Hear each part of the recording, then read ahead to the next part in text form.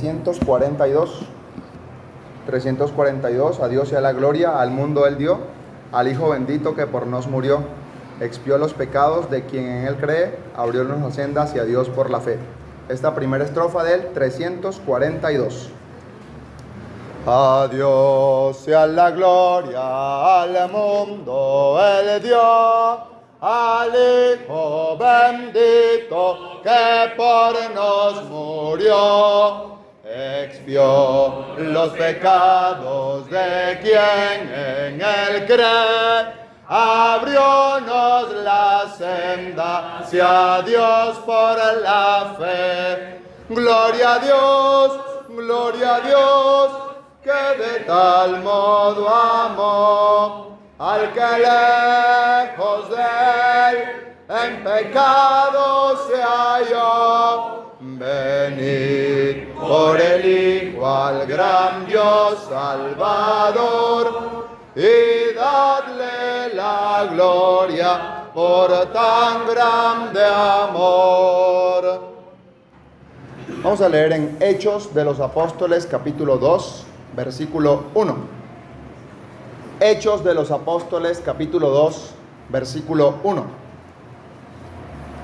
Cuando llegó el día de Pentecostés, estaban todos unánimes juntos.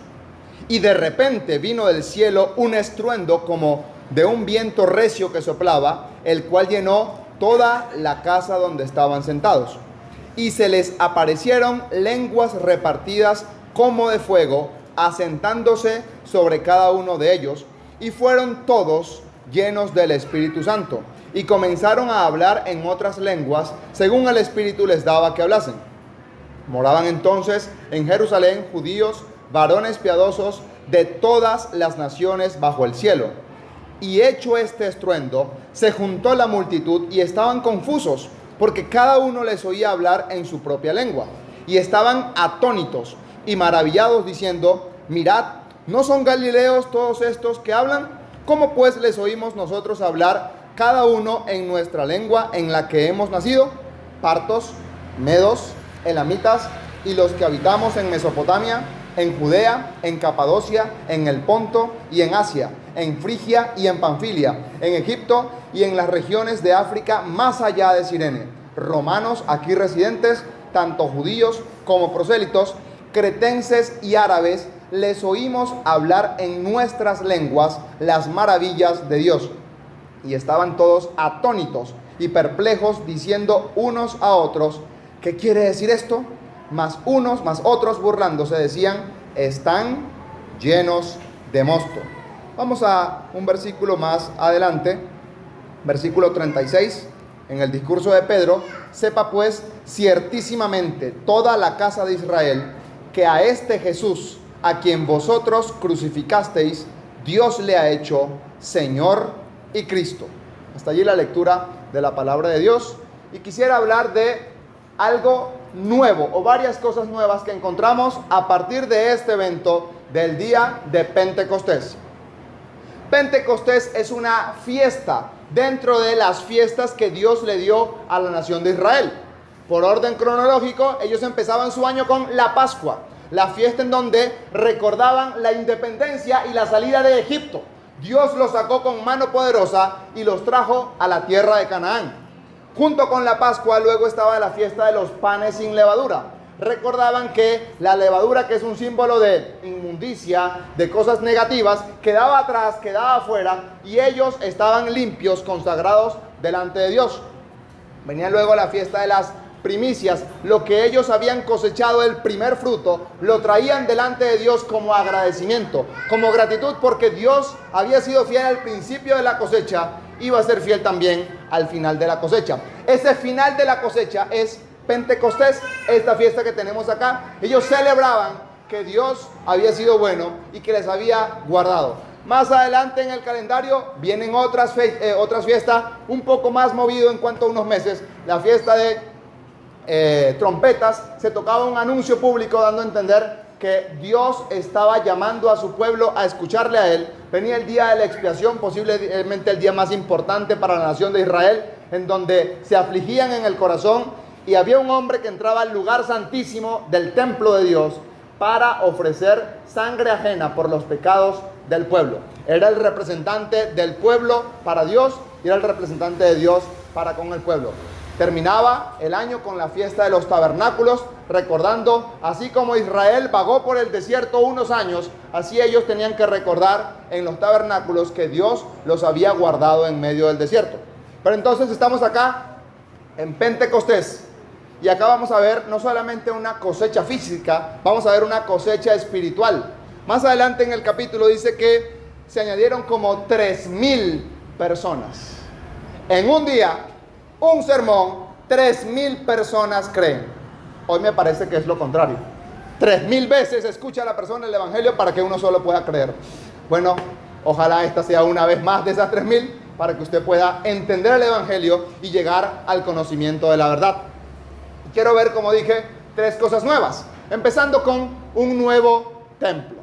Cuando Dios le mandó a Moisés a construir el tabernáculo en el desierto, Moisés varias veces, la Biblia dice que lo hizo conforme al modelo que Dios le mostró. Dios le dijo cómo eran las cortinas, cómo era la tienda del centro, cómo eran los artículos que iban a estar, cómo era el oficio del sacerdocio.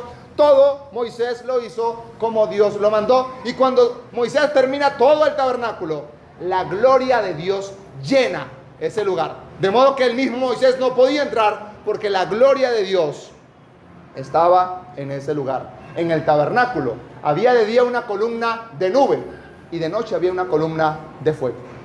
Cuando Salomón inaugura el templo a las afueras de Jerusalén y lo consagra para Dios, Dios se alegra de eso y también el estruendo de Dios se siente en ese lugar. Y arriba del templo la gloria de Dios se manifestaba. Gloria que estuvo más o menos hasta la época de Ezequiel, cuando Ezequiel ve que la gloria del templo de Dios, la nube de gloria, se iba del templo en Jerusalén. Pero ahora el templo ya no son carpas, ya no son telas alrededor del desierto. El templo ya no son piedras una encima de la otra para construir un edificio. Ahora el templo son los creyentes, son los salvados.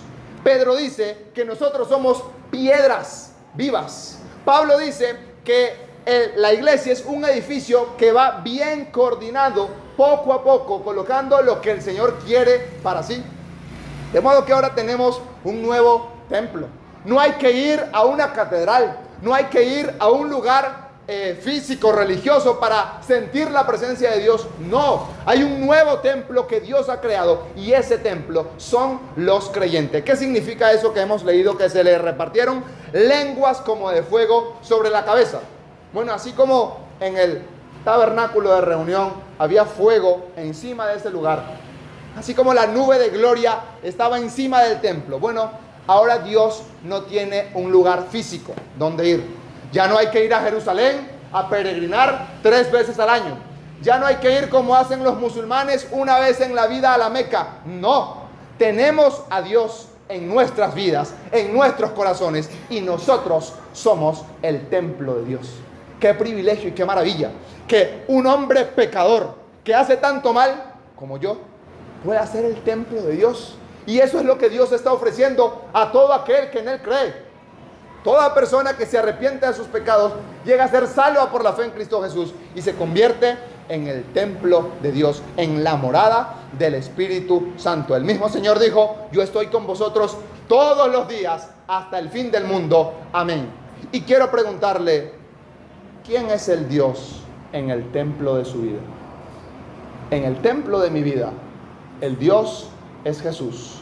Él ha muerto por mis pecados y yo le he dado entrada y yo me he convertido en una piedra viva en ese templo espiritual que Él está construyendo.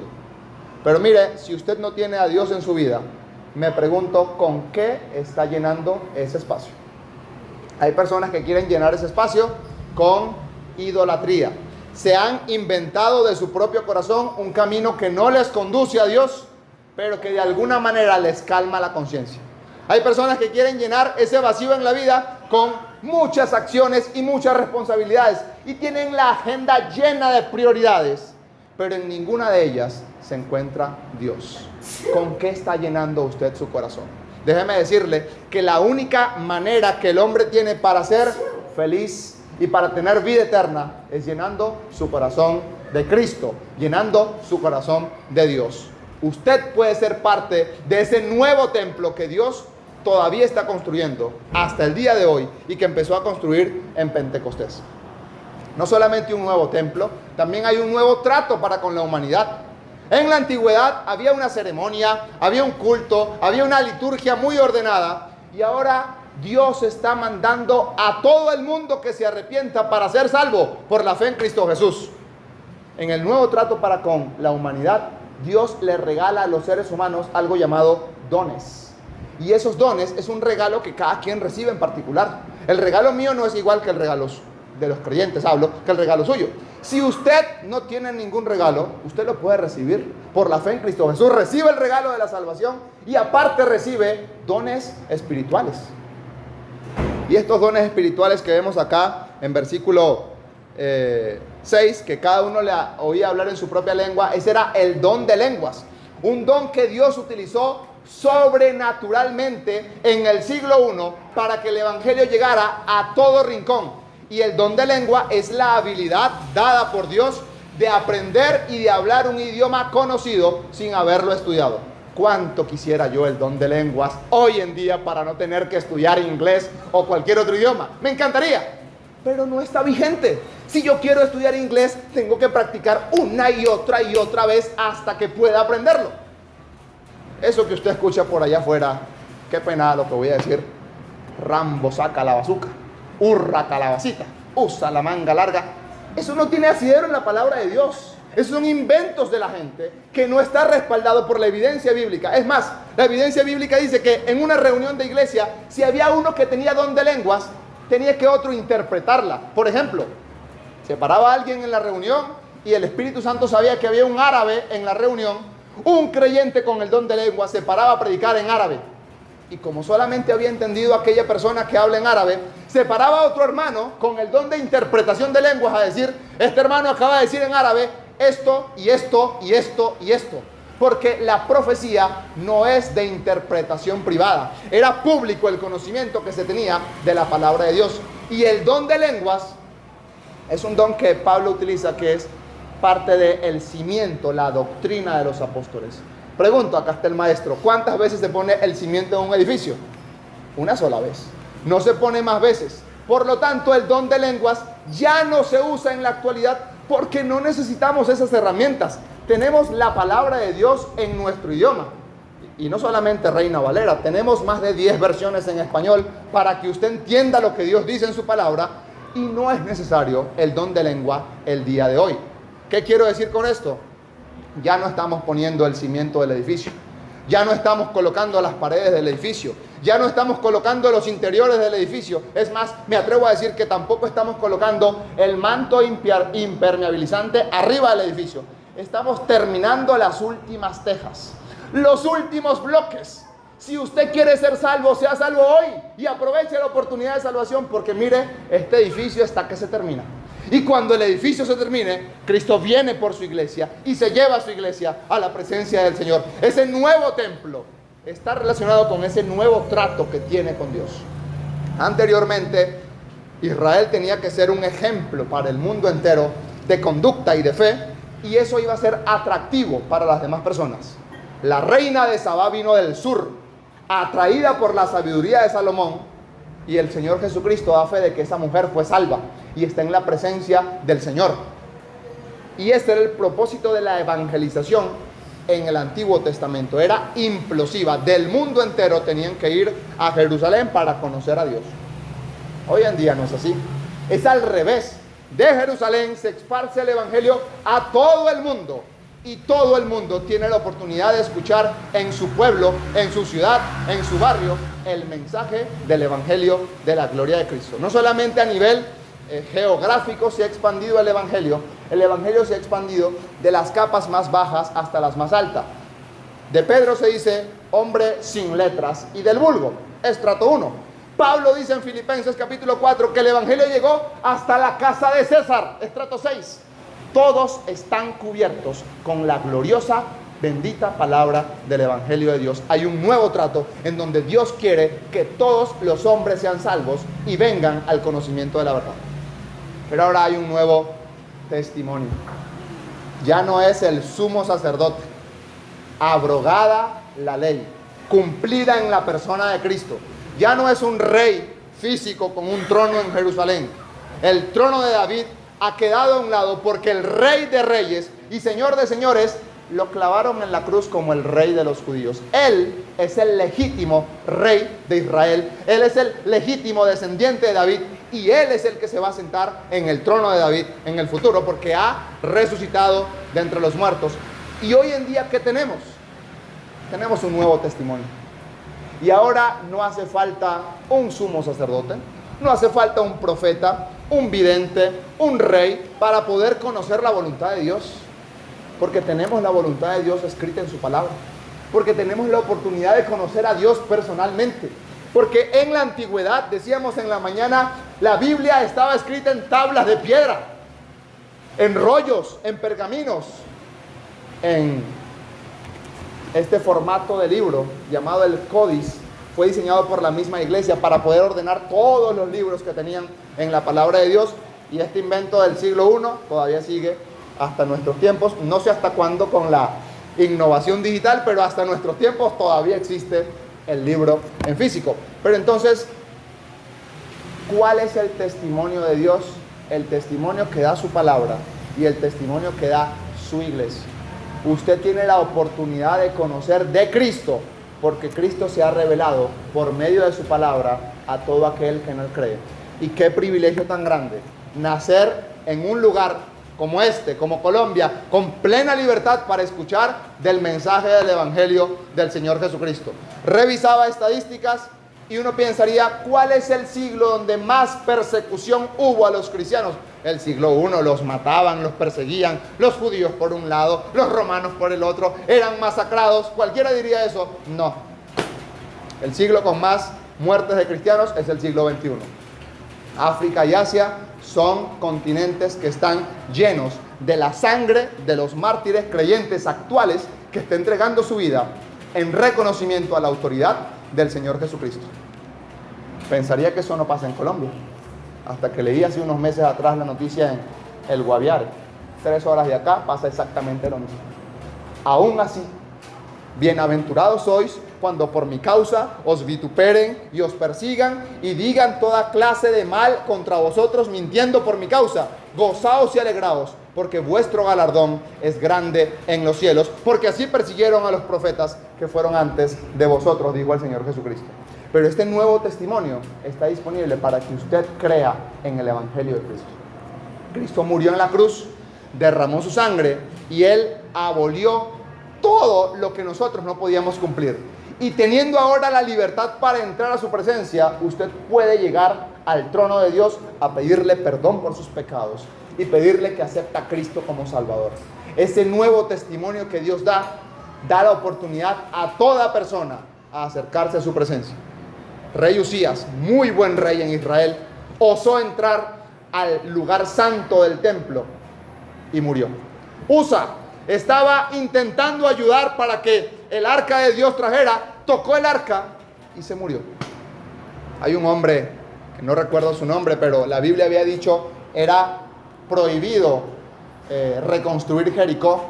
Y pasaron siglos desde que Dios dijo eso, hasta que un hombre osó construir Jericó. Y tal cual como Dios había dicho que se iban a morir sus hijos en la construcción de Jericó, así mismo pasó. El Dios que manifestaba su justicia en la antigüedad, la sigue manifestando hoy. Solamente que es que esa justicia ha sido imputada en Cristo, y Cristo, que cumple la justicia de Dios, le da la salvación a todo aquel que en Él cree. Por eso quiero preguntarle, ¿usted forma parte del nuevo templo de Dios? Si no forma parte, lo puede ser por medio de creer en el Señor Jesucristo. ¿Usted forma parte del nuevo trato que Dios tiene con la humanidad? Si no lo forma, puede hacerlo acercándose a Cristo, reconociendo su pecado. ¿Usted ha escuchado el nuevo testimonio de Dios? Que por medio de la fe en Cristo Jesús hay salvación. Bueno, ese testimonio da vida eterna y salvación, pero qué triste pensar que es olor de vida para los que creen, pero es olor de muerte para aquellos que lo desprecian. ¿Qué significa eso? Bueno, el mismo mensaje que salva a algunos, que les da vida eterna, ese mismo mensaje es la evidencia que condena a otros, porque hay delante de Dios pruebas suficientes de que escuchando el Evangelio no lo quisieron aceptar. Por eso queremos, como dice Pablo, rogarle en el nombre de Cristo, reconcíliese con Dios. Pero por eso queremos decirle, como Dios lo dice en su palabra, Dios manda a todos los hombres en todo lugar a que se arrepientan, por cuanto ha establecido un día en el cual juzgará al mundo con justicia. Como hoy hay oportunidad, queremos decirle, busque a Dios para ser salvo por la eternidad.